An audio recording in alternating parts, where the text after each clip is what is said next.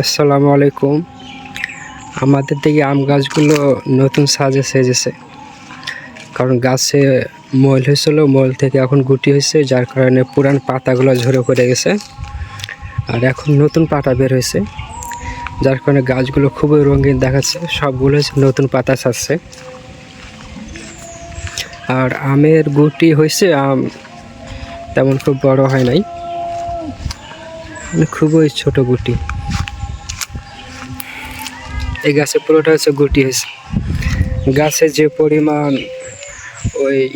গুটি হয়, গুটিগুলো যদি প্রতি ডালে যদি একটা করে টিকে ডোগায় তাহলে কিন্তু অনেক, কিন্তু দেখা যায় যে 10টার মধ্যে 9টায় ঝরে পড়ে যায় গুটি।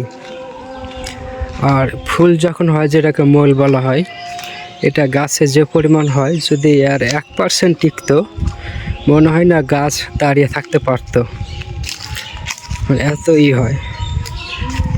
আবার শিলা বৃষ্টি হয়, তারপর ঝড় হয়, যার কারণে গাছে আম টিকে না। ওই সবশেষে দেখা যায় যে 2 ডালে একটা করে টিকে, এটাই অনেক।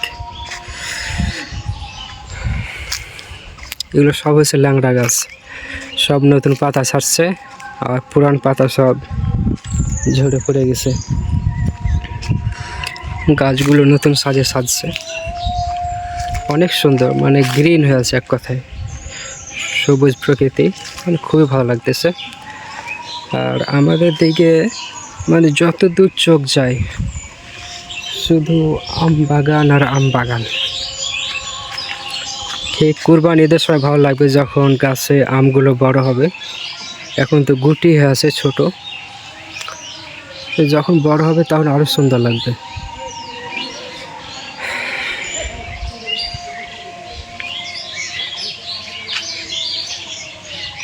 প্রকৃতি খুবই সবুজ, অনেক সুন্দর।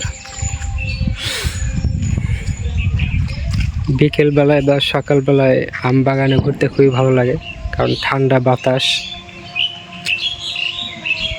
আমরা সবাই এখানে বিকেল আড্ডা দিই এই বাগানগুলোতে।